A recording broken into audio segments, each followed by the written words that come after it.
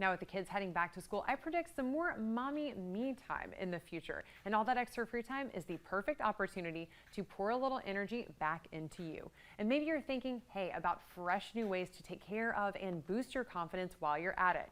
Today we are focusing on something that can really impact how we feel about ourselves, our hair. If it seems like your hair just won't grow and it's been stuck at the same length no matter what you try, guess what? You are definitely not alone. And that's why we brought in our resident hair expert, Oksana Makfols, to share some practical, realistic tips to help take back control and start seeing real progress with your hair growth. I'm so happy you're back, Oksana. Thank you so much for keeping inviting me. So we want to talk today about why your hair is not growing. Yes, the because big you know me, I always want it longer and I just can't get it there. The big surprise, your hair is growing every day, no matter what, half an inch. The only reason you think it's not growing because you're not keeping your length. Constant breakage can really remove your length. What can it cost it? Like hot tools, too much lighteners, bleach, colors on your hair, tight ponytails, or any environment of like sleeping with wet hair or damaging your hair. So that's the first reason why you're not keeping your length. Another reason, think about haircuts. Yeah. Constant haircuts will keep your hair healthy. Some people try to skip haircuts, making sure like your hair is growing. But if you have a split end and it keeps splitting upward, it's actually damaging your healthy hair and not keeping your length. So make sure you get your haircut every 8 to 12 weeks to keep your healthy length. And of course, think about your scalp. Think about your scalp as your soil. The flowers wouldn't grow in a dead soil, so make sure you take care of your scalp. So deep moisturizer shampoo.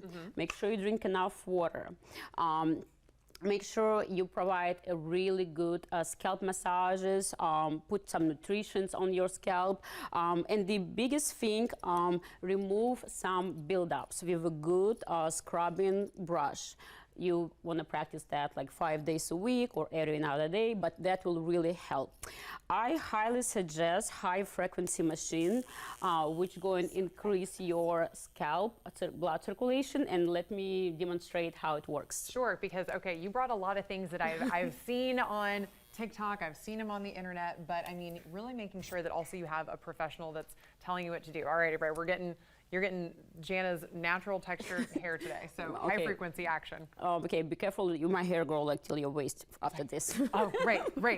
I've been growing it out since the 8th grade. Simple tune, before it was professionals only, now you can get anywhere like Amazon, any online sources. So you turn it on, it has a small electrical signs, and you start like brushing it.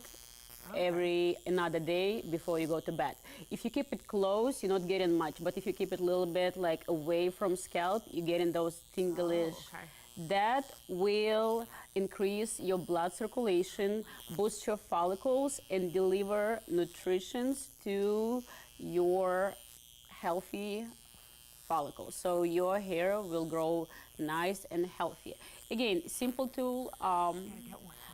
Once before you go to bed, like every another day, will definitely make a difference. So I love the fact that you talked about not just using high frequency, but definitely scalp massaging. So is that better to do on wet hair or dry hair? Does it make Only a difference? Dry hair, because your hair is 50% weaker when it's wet. So you definitely, all these procedures you want to do on dry hair only. Also, many reasons can cause like slowing down your hair growth, like your genetics, of course, your hormones, like pregnancy or thyroid issues. Taking any medication can slow down your hair growth. And of course, it's your lifestyle. Stress will cause big, huge reason for your hair to stop growing, or lack of sleep. So before blame your hairdresser, think about your style. Definitely take some nutrition. Folic acids is build cells, so it's a first which will build your cells. Complex B, it's pretty much the protein which your hair is. And of course, nutrition like iron, zinc, magnesium will definitely help it. Make sure you keep a healthy diet. Make sure you have protein. A lot of vegans and vegetarians people have a lack of healthy, strong hair because it's not enough protein, and our hair is the protein.